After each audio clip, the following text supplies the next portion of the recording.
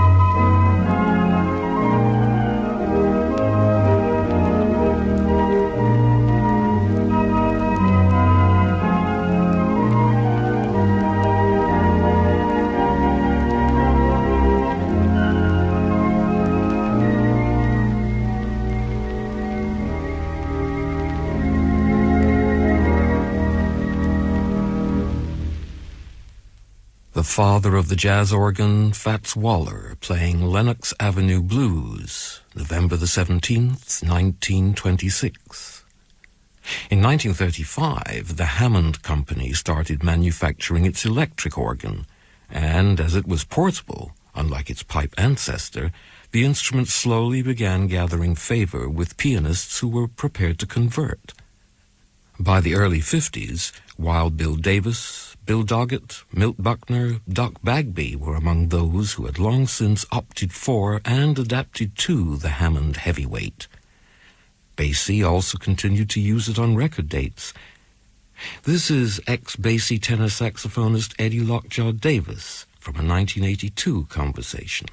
Something that's always interested me, because you were one of the first people to exploit an organ tenor sound, it seems to me. It was and the first. It occurs to me for the same reason that on things like, with Basie, like Hobnail Boogie and Paradise Squat, Basie was playing organ. Was that where the germ was planted for you? Well, it wasn't so much that, because Basie could always play organ, because he learned a great deal from Fats Waller. But the fact that he'd heard me playing, I had not recorded with an organ at that time. You see, because I didn't start recording with an organ until 54. And Basie had been playing organ before then. So there was no influence there at all. It was just a coincidence. I happened to be leafing through some old downbeats, and I came across a review of one of the albums that you and Shirley Scott and Arthur Edgehill and I think de Vivier made for Prestige, when you'd formed what was seems again to have been the first really successful organ tenor trio. Well, I was fortunate to have a successful trio before Shirley. I had Doc Bagby and Charlie Rice, and we did a lot of material for King Records. At that time, they were based in Cincinnati. And Doc was with me for a couple of years, and then he reached the plateau where he felt he was ready to have his own trio. And that is why we acquired, when I say we, it was actually Charlie Rice, the drummer, who knew of Shirley Scott. I didn't know Shirley Scott. And he found Shirley, he knew her, and then we managed to engage her for 4 years, to be precise. 4 successful years. So, here are Mr. Davis and Ms. Scott getting all fired up.